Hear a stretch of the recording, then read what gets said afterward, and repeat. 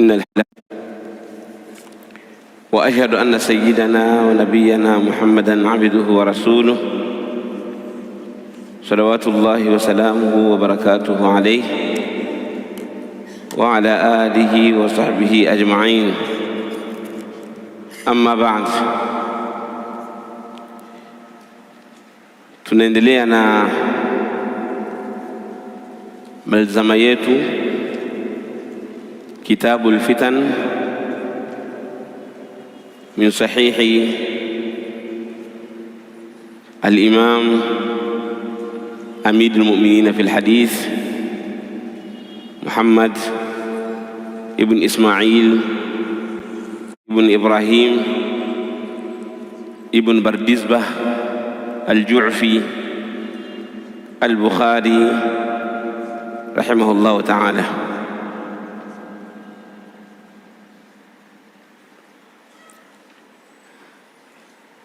Kabla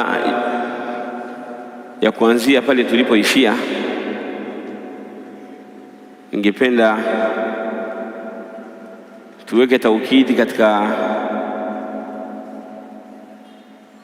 ile tambihi ambayo tulitangulia kuisema, ili tulete tambihi kwa kina, nayo ni katika masala mazima ya watu watakapokuwa au wale watu ambao wataelekea katika haudhi ya Mtume sallallahu alaihi wasallam, kisha Mtume sallallahu alaihi wasallam akitaka kuwapatia maji, alayhi salatu wasalam, akitaka wapatie maji kama ilivyokuja katika hadithi, ihtuliju indi, kwa maana watazuiwa au kutakuwa na kizuizi kati yao na kati ya Mtume sallallahu alaihi wasallam. Mtume atauliza sababu ya kuwazuia watu hao wasinywe maji. Watasema fa innahum baddalu ba'dak, hakika wao walibadilisha baada yako. Na katika riwaya Mtume sallallahu alaihi wasallam atasema ashabi ashabi, masahaba zangu. Watamwambia fa innaka la tadri ma ahdathu ba'dak, hakika wewe hujui yale ambayo waliyazusha baada ya kufa kwako. Kisha Mtume sallallahu alaihi wasallam atasema suhqan liman baddala ba'di, akae mbali yule ambaye amebadilisha baada yangu. Hadithi hii kama tulivyotangulia kutoa tambii kwamba Ashi'atu Rafidha, kwamba mashia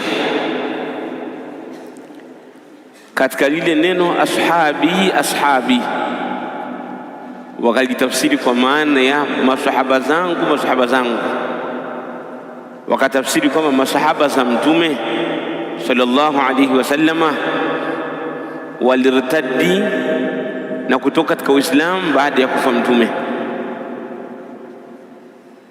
kwa sababu hadithi imesema innaka la tadri ma ahdathu ba'dak, wewe hujui walizusha, walileta mambo gani baada ya kufa kwako.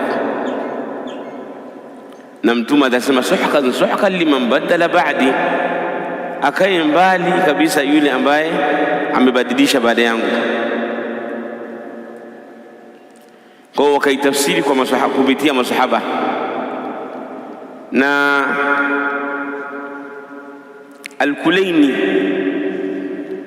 Al-Kulaini katika kulibainisha hilo la kwamba ndio madhhab na ndio manhaj ya Mashia, akaweka kwenye kitabu chake Usulul Kafi, juzuu ya mwisho kabisa, juzuu ya 8, ambayo inaitwa Rawdatun min al-Kafi. Rawdatun min al-Kafi, akaandika akasema, inna ash-shaykhaini Aba Bakrin wa Umara faraqa ad-dunya wa lam yatuba wa lam yadhkura ma sana'a bi amiril mu'minin alayhi salam fa alayhima la'natullahi wal malaikatu wan nasu ajma'in. Anasema Abu Bakri na Umar walifariki wakaiacha dunia, yani walikufa wakaiacha dunia, hawakutubia na wala hawakukumbuka kuyatengeneza yale ambayo walimfanyia vibaya Amirul Mu'minin Ali ibn Abi Talib. Akasema kwa hiyo Abu Bakari laana iwe juu yake na Umar, laana ya Allah na malaika na watu wote. Huyu ni Al-Kulaini katika nini? Katika Rawdatu min al-Kafi. Lakini pia si hivyo tu, yani kuonyesha kwamba wao, yani Mashia, kupitia haya, yani kupitia hadithi hii au kupitia na vitu vingine ambavyo wao wamevizusha au wamevileta kutoka katika nafsi zao, wakaona kwamba masahabu wa Mtume sallallahu alaihi wasallam wamekufuru. Al-Majlisi akabainisha kwamba masahaba wote wamekufuru, hakuna sahaba aliyebakia. Akasema katika Biharul Anwar juzuu ya 30 ukurasa wa 33, akasema al-akhbaru dalatun ala takfiri Abi Bakri wa Umara wa adra bihima.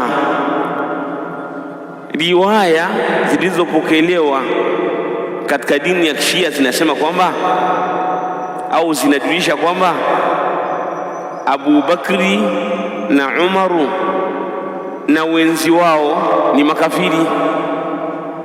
Riwaya zinasema kwamba Abu Bakri na Umar wamekufuru, zinawakufurisha hizo riwaya. Lakini si Abu Bakri na Umar peke yao, na maswahaba pia, wa adra bihima, na wenzi wao. Akaendelea akasema wa thawabi la'nihim, na kuna thawabu kwa yule mwenye kumlani Abu Bakari na Umar na masahaba. Wal bara'ati minhum, na kuna thawabu kwa yule mwenye kuwafanya Abu Bakari na Umar, kuwafanyia bara, kuwafanyia uadui, akawaweka mbali. Habari hizo ni akthara min an yudhkara fi hadha almujallad, ni nyingi mno kuliko kuzitaja katika huu mujallad wa 30 au fi mujalladati shatta, au kuzitaja katika mujalladi nyingi. Yani ukiamua kutunga vitabu ukakusanya riwaya zinazodulisha kwamba Mashia wanaitakidi kwamba Abu Bakari na Umar na masahaba wote kwa ujumla kwamba ni makafiri, hizo riwaya ni nyingi, utaandika vitabu vingi mno, na wala huwezi hizo riwaya kudhibiti na kuzihesabu ukaziandika kwenye kitabu kimoja au kwenye vitabu vingi. Ni nyingi mno. Wa fima awradnahu kifaya liman arada Allahu hidayatahu ila siratil mustaqim, na kwa haya ambayo tumeyatoa tumeandika kwenye huu mjalladi wa 33, mjalladi wa 30, yanatosha kwa yule ambaye Allah anataka kumuongoza katika njia iliyonyooka. Lakini pia huyu mwenyewe Al-Majlisi, Muhammad Baqir Al-Majlisi, akabainisha asili ya dini yao, asili ya dini ya Ushia.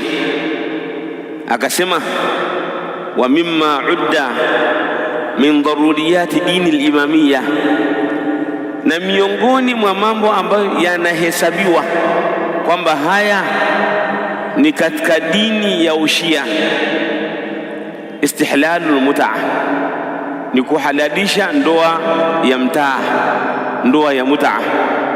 Yani kwa maana mtu anaweza kukutana na mwanamke au na binti akamtongoza, wakakubaliana siku moja au masaa au siku mbili au siku tatu, kisha baadaye baada ya hizo siku khalas, inaitwa ndoa ya mut'a. Kwa hiyo hii ni katika mambo ya dini ya Ushia. Wa haji tamattu, na kuhija hija ya tamattu, nayo ni katika hilo. Walbaraati min Abi Bakri wa Umar wa Uthman wa Muawiya, na kujiweka mbali na kumfanya adui Abu Bakri na Umar na Uthman na Muawiya, yani hawa masahaba waone kuwa ni maadui. Waqal, na akasema Al-Majlis, wa man lam yabra min Abi Bakri wa Umara wa Uthmana, yule ambaye hatomfanya Abu Bakri kuwa ni adui yake, wala Umar wala Uthman wala masahaba, fahuwa aduun wa in habba Aliya, huyu atakuwa ni adui hata kama anampenda Ali. Yani wewe umpende Ali usimpende, maadamu unampenda Abu Bakari na Umar na Uthman na masahaba, wewe utakuwa ni adui, ufai. Haya akaandika katika al-i'tiqadat al-Majlisi safha ya 90 mpaka 91, na pia yanapatikana katika wasailu Shia, wasailu Shia mujalladi wa 5 ukurasa wa 389. Lakini pia ayuha al-ahibba, anasema Muhammad Ar-Ridhawi, na huyo ni mshia, ana kitabu amekiandika kinaitwa Kadhabu ala Shia, Kadhabu ala Shia, ukurasa wa 279. Anasema walau anna adiya al-islami, walau anna adiya al-islami, lau kama wale ambao wanadai kwamba wao ni Waislamu, walau anna adiya al-islami was-sunna, lau kama wale wanaodai kwamba wao ni Waislamu na kwamba wameshikamana na sunna, ahabbu ahla albayti, wangekuwa wao kweli wanawapenda ahlul baiti alayhim salam, lattabauhum, wangewafata. Yani huyu anawaambia kwamba nyinyi si mwadai kwamba ni Waislamu, mwadai kwamba mmeshikamana na sunna? Akasema naam, lau kama nyinyi mngekuwa kweli mnawapenda ahlul baiti kama mnavyodai, basi mngewafuata ahlul baiti, yani mngetakiwa muwe mashia. Walama akhadhu ahkama dinihim anil munharifin, na hawa wasingechukua ahkamu za dini yao kutoka kwa watu waliopinda. Nyinyi mnaojiita Waislamu, mnaodai kwamba ni Waislamu, mnafuata sunna, lau kama kweli mngekuwa mnawafuata ahlul bait mngewafuata, msingechukua Uislamu kwa watu ambao wamepinda, wamepotea. Ni akina nani? Ni hao waliopinda.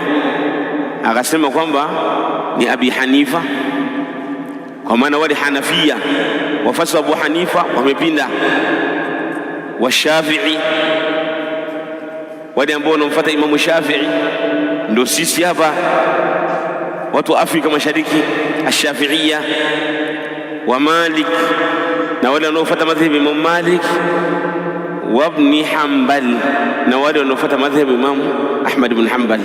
Ina maana kwa mtazamo wa Mashia, wale ambao wanamfuata Imam Ahmad, Imam Shafi'i, Imam Malik, Imam Abu Hanifa, hao ni makafiri, kufar, kwa maana yukafiruna jamia almuslimin.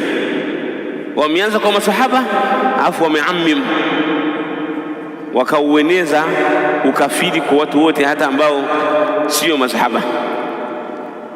Sasa katika hadithi ambayo tumesoma, wao walipotafsiri neno ashabi, ashabi, Mtume anasema masahaba zangu, masahaba zangu, wakasema innaka la tadri ma ahdathu ba'dak, hakika wewe hujui walizua nini kabla yako au baada yako.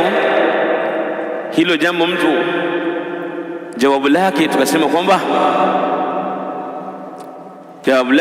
kwamba mradi wake ni ummati, kwa sababu limetafsiriwa katika hadithi nyingine, yani ummati, huu ndio mradi, kwa sababu umma Muhammad sallallahu alaihi wasallam ndio wafasi wake, wafasi wa Mtume sallallahu alaihi wasallam ndio ashabuhu na ndio umma wake. Lakini tujalie ndio hivyo, kama kulna qablu fi darsi sabiq, tujalie kama ndio hivyo, kama ashabi, kama muradi wake ni masahaba zake, wale watu watakaozuiwa. Tunasema hao watu watakaozuiwa sio Abu Bakari wala sio Umar wala sio Uthman wala sio Ali wala sio Muawiya wala sio Khalid ibn Walid wala sio Abu Musa al-Ash'ari wala sio Abdullah ibn Amr ibn al-As wa hakadha, sio wao. Laysa haulai, mradi wake ni wale ambao walirtadi baada ya Mtume, yani baadhi al-a'rabi, baadhi ya mabedui ambao walirtadi baada ya Mtume, na ikawa kuna vita ambayo iliitwa harbu ridda. Kulikuwa na harbu ridda baada ya kufa Mtume sallallahu alaihi wasallam, vita ya kupigana na watu ambao walitoka katika Uislamu baada ya kufa Mtume Muhammad sallallahu alaihi wasallam. Alipopambana kidume Abu Bakar as-Siddiq, siddiqu hadhihi al-umma, akapambana kwa kushirikiana na masahaba, na yeye akiwa ni kiongozi wa masahaba, kuwarejesha wote waliochomoka katika Uislamu kwamba lazima warudi. Wale ambao walikataa asli al-Islam, wale waliokataa kutoa zaka, wale waliokataa mambo mbalimbali, wale waliomwamini Musailimatul Kadhab, wale waliomwamini Tulaiha wama ila dhalika, waliomwamini Al-Ansi kama ni nabii. Abu Bakar akasimama kidete kuwarudisha wale waliortadi kama lazima warudi katika Uislamu, na wengine wakafa hali ya kuwa ni murtadin. Aqallu shay, kwa nini mashia wasitafsiri hiyo hadithi kwa wale waliortadi? Na historia inasema na iko wazi, na vita ya ridda au ghazwatu ridda au harbu ridda inajulikana katika tarehe, na wao mashia huwa wanajidai kwamba wanajua tarehe. Tusome tarehe, unajua tusome historia bwana. Nyinyi hamjui historia. Of course hatujui historia, nyinyi ndio mnajua. Sasa ndo hii hapa historia kwamba baada ya kufa Mtume kweli kuna watu ambao walirtadi, lakini kuna pia watu ambao walipambana kuwarudisha. Nao ni akina nani? Ni akina Abu Bakar na wenzi wake ambao walipambana wakawarudisha.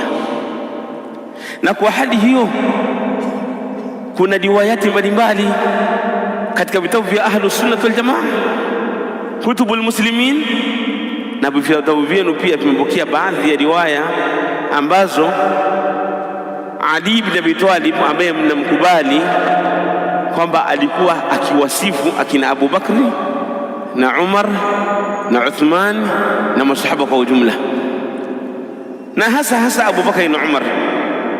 Wa min dhalikum, yale aliyopokea kashfu al-ghita, lakini pia yanapatikana pia katika sharh Nahj al-Balagha ya Ibn Abi al-Hadid. Sharh Nahj al-Balagha ya Ibn Abi al-Hadid anasema kwamba wa hina raa anna al-khalifatain, na alipoona Ali ibn Abi Talib kama makhalifa wawili, ani al-khalifata al-awwal wa ath-thani, anasema na kusudia khalifa wa kwanza na wa pili, yani Abu Bakari na Umar, badala aqsa al-juhd fi nashri at-tauhid, wametoa juhudi ya hali ya juu, juu ya kuitawanya tauhid, watajhizi aljunud, na kuandaa majeshi ya kwenda kupigana na waovu, kuusambaza Uislamu na kuutawanya maeneo mbalimbali, wa tawsihi alfutuh, na kuipanua zile futuhatul islamia, funguzi za Kiislamu katika miji mbalimbali. Walam yastathira walam yastabidda, na wakawa hawajajipendelea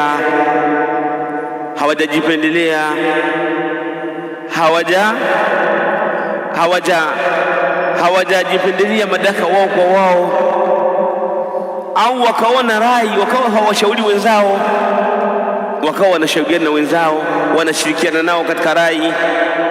Alipoona kwamba jambo lao liko hivyo, wanasimamia yale yale aliyoyasimamia Mtume Muhammad sallallahu alayhi wasallama, hapo sasa Ali ibn Abi Talib bayaa wa salama, alitoa bai'a na akajisalimisha, akawa chini ya utawala wa Abu Bakari na Umar, yani kwa maana akashiriki katika utawala.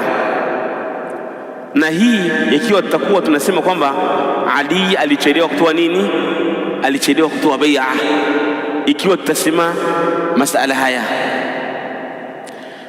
Pia anaendelea Kashfu al-Ghita, anasema faqala amirul mu'minin Ali ibn Abi Talib, Ali amirul mu'minin akasema, famashaitu inda dhalika ila Abi Bakri, sasa nilipoona kheri inatendeka, Uislamu unafunguliwa, miji ya Kiislamu inafunguliwa, sehemu ambayo ilikuwa haina Uislamu umefika, watu wa ridda wanapigwa vita, wengine wanarudi, wengine wanakufa katika dhalala, Waislamu wapya wanaingia, Uislamu unafika mbali. Hapo Abu Bakari anasema nikaenda kwa Abu Bakri, fabayatuhu, nikampa bai'a, wa nahadtu fi tilka alahdath, na mimi nikasimama katika hayo mapambano, katika hayo matukio yaliyotokea zama za Abu Bakari, na mimi nikasimama nikashiriki. Hatta zagha albatil wa zahaq, mpaka batil ikaondoka na ikaisha kabisa kupitia utawala wa Abu Bakr na Umar. Wa kanat kalimatullahi hiya al-ulya walau kariha al-kafirun, neno la Allah subhanahu wa ta'ala likawa juu hata kama watachukia makafiri. Fatawalla Abu Bakar tilka al-umur, Abu Bakari akatawalia mambo hayo, mambo ya ukhalifa, akawa ni kiongozi wa Uislamu. Wasaddada, Abu Bakari akapatia haki, akafanya sawa. Waqaraba, akawakurubisha watu katika kheri. Waqtasada, na akafanya uadilifu.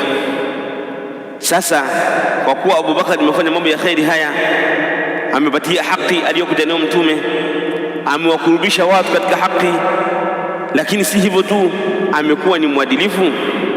Fasahibtuhu munasihan, mimi nikasuhubiana na Abu Bakari hali ya kuwa ninamnasihi, nikawa naye yeye ni kiongozi na mimi ni kama waziri. Fasahibtuhu munasihan wa ata'tuhu fima ata'a Allahu fihi jahidan, na nikamtii kwa yale ambayo anamtii Allah subhanahu wa ta'ala hali ya kuwa ni mwenye kujitahidi. Haya yapo katika aslu shi'ati wa usuluha, kuanzia ukurasa wa 123 hadi ukurasa wa 124.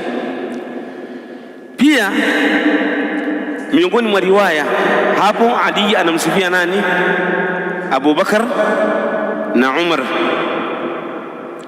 kama tulivyoashiria katika darsa iliyopita, riwaya aliyoitaja Al-Hafidh As-Suyuti. Al-Hafidh As-Suyuti katika Tarikh al-Khulafa lis-Suyuti,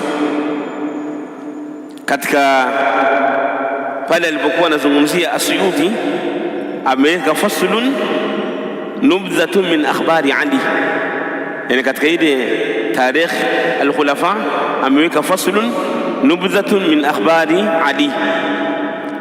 Anasema As-Suyuti, amepokea riwaya kaitaja kwa isnadi yake, akasema qala rajul li Ali ibn Abi Talib, mtu mmoja alimwambia Ali ibn Abi Talib, nasma'uka taqulu fi al-khutbah, tunakusikia wewe unasema katika khutba, Allahumma aslihna bima aslahta bihi al-khulafa ar-rashidin al-mahdiyyin. Huwa tunakusikia mara kwa mara kwenye khutba unasema kwamba ya Allah, tunakuomba sisi tutengamae, utuongoze kama vile ulivyowaongoza makhalifa waongofu wenye kuongoka. Watu wakamuuliza, hao makhalifa waongofu wenye kuongoka au wenye kuongolewa ni faman hum, ni akina nani? Yani Ali mara kwa mara akiwa katika al-khutba al-mimbaria na katika munasabati mbalimbali akiomba dua, amuomba Allah, ya Rabbi, tuongoze na ututengeneze, tutengamae kama ulivyowatengamaza na kuwaongoza wale al-khulafa ar-rashiduna. Sasa hao al-khulafa ar-rashiduna ni akina nani? Hao ambao Allah ameongoza. Hapo Ali radhiyallahu anhu akawaambia, hum habibai,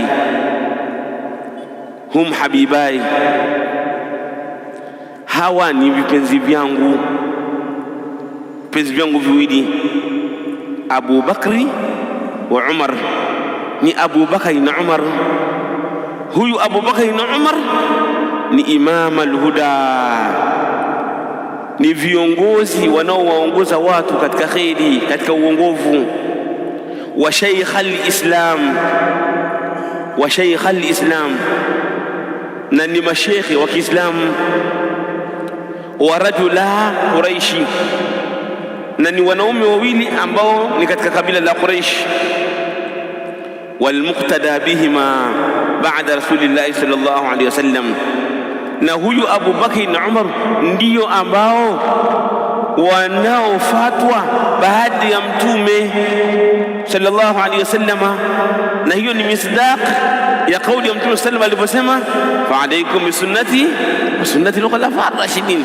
Sasa Ali anasema wanaofatwa sunna zao pia ni huyu Abu Bakri na Umar baada ya Mtume. Sasa nini faida ya kumfuata Abu Bakri na Umar, ukamfanya kwamba Abu Bakri na Umar ndio viongozi wako, ukamfanya Abu Bakri na Umar ni mwenye kushikamana na sunna zao? Ali anasema man iqtada bihima usim, mwenye kuwafuata Abu Bakri na Umar atakingwa na makosa, atakingwa na kuingia katika upotevu, atakingwa na dhalala. Man iqtada bihima usim, mwenye kuwafuata hawa Abu Bakri na Umar atakingwa na kuingia katika bid'a, uzushi, kupotea, wama ila dhalik. Waman ittaba'a atharahuma hudiya as-sirata al-mustaqim, na mwenye kufuata athari za Abu Bakri na Umar ataongozwa njia iliyonyooka. Waman tamassaka bihima fahuwa min hizbillah. Allahu akbar. Na mwenye kuwafuata hao Abu Bakri na Umar akashikamana na Abu Bakri na Umar atakuwa ni katika hizbi ya Allah subhanahu wa ta'ala. Ala inna hizballahi humul muflihun. Tambueni kwamba hizbi ya Allah na kundi la Allah ndio ambao watakuwa ni wenye kufaulu. Haya amesema As-Suyuti alipokuwa anaelezea ukhalifa wa Ali ibn Abi Talib, akawa ameweka faslun nubdhatun min akhbari Ali ibn Abi Talib radhiyallahu anhu. Lakini si hivyo tu, akamsifia Umar peke yake Ali ibn Abi Talib, kama ilivyokuja kwenye kitabu chake Nahjul Balagha, ambacho kitabu hicho kinanasibishwa na Ali. Yani zile riwaya ambazo katika Nahjul Balagha Mashia Rafidha wanazinasibisha na Ali ibn Abi Talib. Anasema Ali, lillahi biladu fulan, yani ni kalimatu neema, yani kalimatu madh, kwamba ubora wa mtu fulani. Na kama walivyotafsiri wale ashurah, kama walivyotafsiri Ibn Abi al-Hadid na Muhammad Abda na wengineo, wakatafsiri kwa maana hapa Ali alikuwa anamzungumzia Umar ibn al-Khattab, kwamba ubora wa Umar faqad qawwama al-awad, huyu Umar amenyosha vitu ambavyo vilikuwa vimepinda pinda, yani sehemu ambazo zilikuwa zimepinda Umar amekuja akazinyosha. Wadawa al-amad, na Umar ameponya maradhi. Watu wengi ambao walikuwa na maradhi au maeneo mengi ambayo yana maradhi, Umar kayaponya, katoa tiba yake. Ilete hiyo hadithi, akasema itakapokuwa imetokea fitna kati ya mke na mume nyumbani, basi hiyo fitna yukafiruha imma salata aljamaa au rak'atayn fi almasjid au kama qala, kwamba itaweza kufutwa na madhana, itaweza kufutwa na ibada, imma salatu aljamaa au swala au rak'atayn au almashu ila swala au kutembea kutoka nyumbani kuja msikitini. Hayo mambo yatafutika. Ugomvi wa mwanamume na nani na mwanamke. Umar akasema mimi sikusudii hilo, sikusudii haya mambo madogo madogo haya, majungu vineno ambavyo vinakuwa nyumbani, na kusudia ile fitna ambayo yani inatingisha Waislamu, inavuma. Hudhaifa akamwambia hiyo haikuhusu ya Amira al-Mu'minin, hiyo haikuhusu wewe. Umar akawa ameelewa hainuhusu vipi, akasema hiyo wewe haitokupata, kwa sababu Hudhaifa alikuwa akiuliza hadithi, mfano wa hadithi za nini hizi za fitna, hadithi ambazo zinahusiana na shari. Akasema wewe ndiyo mlango wake, yani wewe Umar ndiyo mlango wa hiyo fitna. Umar akasema na ufungua au unauvunja? Hudhaifa akasema unauvunja, kwa maana ule mlango utapasuka, yani kufungua kwa maana nikifa ndo fitna itakuja. Huyo akamwambia hapana, bali wewe mwenyewe utauawa. Wewe mwenyewe si kama utakufa tu, wewe mwenyewe utauawa. Kule kuuawa kwako basi ndo fitna inafanyaje, mlango wa fitna unapasuka, basi fitna zinaanza. Na kweli Umar akawa amefahamu kwamba yeye hatakufa kawaida, bali hadi ilivyo atakufa, atauawa. Na akatokea yule bwana ambaye alikuwa ni mtu kutoka Faris, amemuua yule almajusi, amemuua Umar radhiyallahu anhu. Kwa hiyo wahalafa alfitna wa khalafa alfitna, kule kufa kwake Umar inatokea fitna, kwa sababu uwepo wa Umar fitna haitokei. Dhahaba naqiya thawb, Ali anasema Umar ameondoka, amefariki hali ya kuwa matendo yake yako safi. Athawb hapa ni ala amal, yani ile wathiyabaka fatahhir ay a'maluk, kwa maana ameondoka hali ya kuwa matendo yake yako safi. Qalila al-aib, ana dosari kidogo. Qalila al-aib, Umar amekufa hali ya kuwa ana dosari kidogo. Aswaba khairaha, amepata khairi za umma huu. Aswaba khairaha, amepata khairi za umma huu. Wasabaqa sharraha, na akawa ametangulia ile shari yake, ile shari ya umma haikumpata Umar. Adda ila Allah ta'ata, ametekeleza kwa Allah utiifu wake. Na maana Umar alikuwa ni mtu wa ibada. Wattaqahu bihaqqi, na akawa amemcha Allah subhanahu wa ta'ala kwa haki yake. Angalia, hizi ni sifa za Umar ambazo anasema nani? Anasema Ali ibn Abi Talib, zimepokelewa katika Sharh Nahj al-Balagha ni mujallad wa 10 ukurasa wa 3. Pia anasema Ali ibn Abi Talib anawasifia maswahaba wote wa Mtume sallallahu alaihi wasallam, jambo linaloonyesha kwamba maswahaba wa Mtume hawakufuru. Siku moja Ali ibn Abi Talib amewaambia watu wa Kufa, akiwaambia hili wanafanya lile, akiwakataza hili wanalifanya. Sasa wakamsumbua kwelikweli, akawasema sana. Baada ya kuwasema katika mtiririko wa maneno mpaka akafika akasema, laqad raaitu ashaba Muhammadin sallallahu alayhi wa alihi, mimi nimewaona masahabu wa mtume sallallahu alayhi wasallama, fama ara ahadan yushbihuhum, na katika riwaya fama ara ahadan yushbihuhum minkum, sioni mtu yoyote ambaye anafanana na masahabu wa mtume katika nyinyi. Yani mimi nimeona masahaba wa mtume na nimekuoneni nyinyi.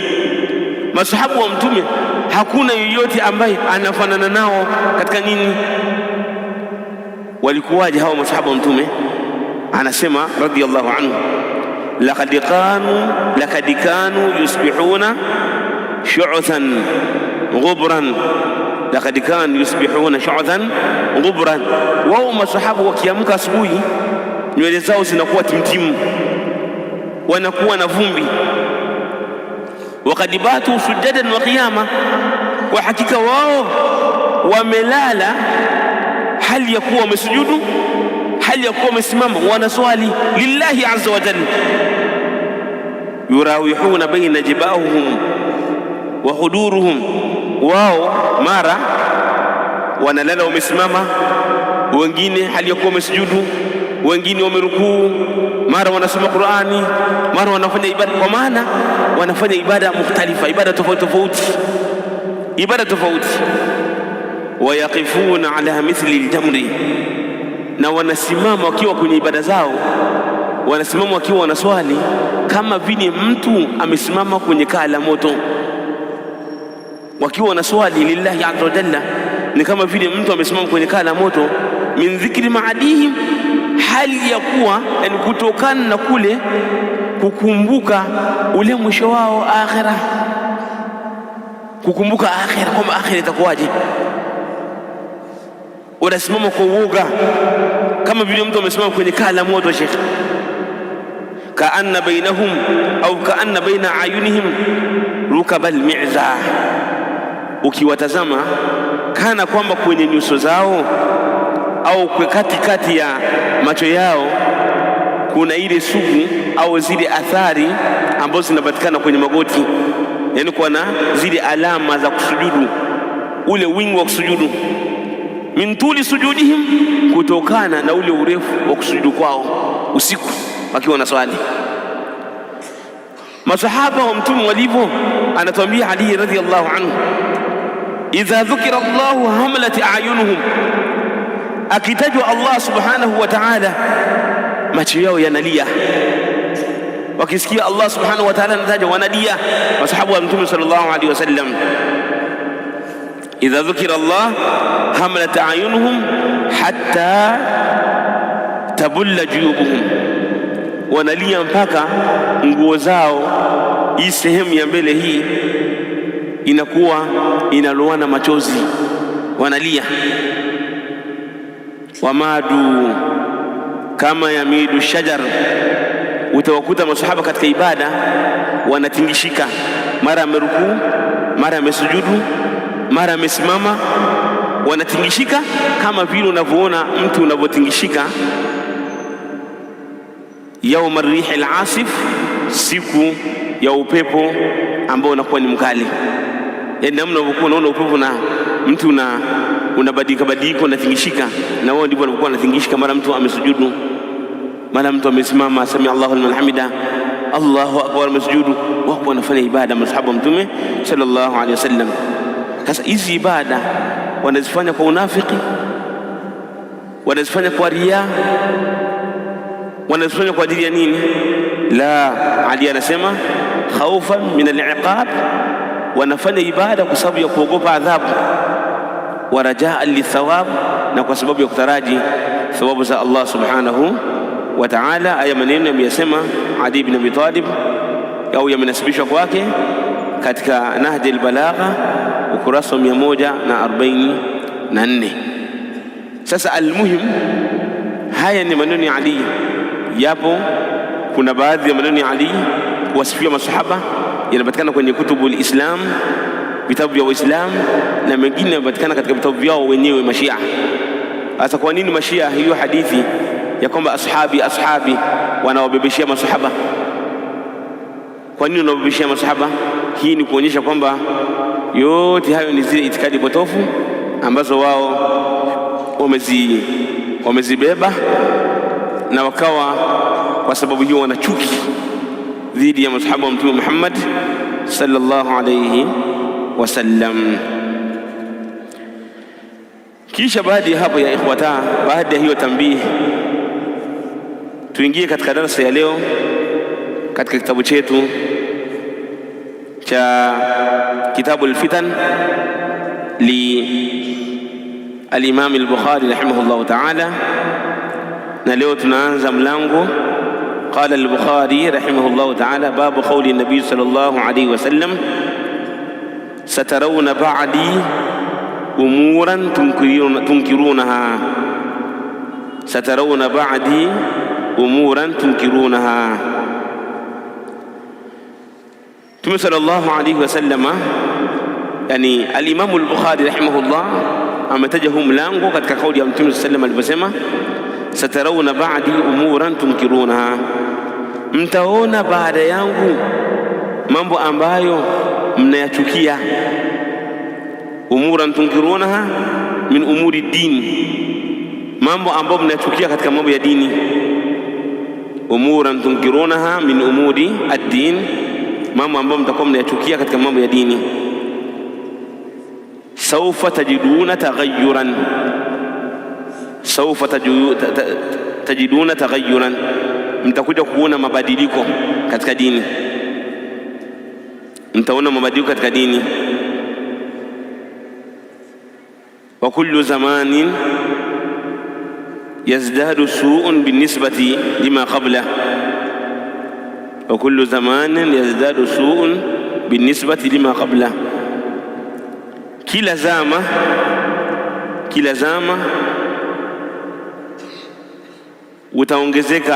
yataongezeka mambo mabaya kwa nisba ya zama zilizokuwa kabla yake. Yani utakuta zama ambazo zilikuwa kabla, kwa kutazama za baada yake, zile za baada zitakuwa na mabaya kuliko zile zama ambazo zilikuwa kabla yake. La ya'ti 'ala an-nasi zamanun illa walladhi ba'dahu sharrun minhu, haiji katika watu zama isipokuwa zile zama zilizokuwa baada yake zinakuwa ni shari kuliko zama ambazo zimepita, kuliko zile zama ambazo zimepita. وقال عبد الله بن زيد نعم سمع عبد الله بن زيد قال النبي صلى الله عليه وسلم amesema Mtume sallallahu alayhi wasallam isbiru hatta talqawni ala alhawdi, isbiru, fanyeni subra inapokuwa imetokea fitna, imetokea dhulma, hatta talqawni ala alhawdi, mpaka mkutane na mimi katika haudhi. Hatta talqawni ala alhawdi, mpaka mkutane na mimi katika haudhi. Ai idha raaitum umuran tunkirunaha, yani maana yake mtakapokuwa mmeona mambo ambayo mnayachukia, isbiru, fanyeni subira, hatta talqawni ala alhawdi, mpaka mkutane na mimi katika haudhi. Yani takdiri ya maneno ya Mtume sallama ya mwisho aliposema isbiru hatta talqawni ala alhawdi, takdiri yake idha raaitum umuran tunkirunaha isbiru hatta talqawni ala alhawdi, mtakapokuwa mmeona mambo ambayo mnayachukia, fanyeni subira mpaka mkutane na mimi katika haudhi. Maqsudu albab, maqsudi ya mlango, bayanu huduthi alfitna, bayanu huduthi alfitna fi zaman. Maqsudu tarjama au maqsudu albab bayanu huduthi alfitan fi zaman, kubainisha kuzuka fitna katika zama. Bayanu huduthi alfitan fi zaman, kubainisha kwamba kutatokea fitna katika zama. Wa khassa almuallif rahimahullah, hivi wanamuona, akaulizwa je, mtume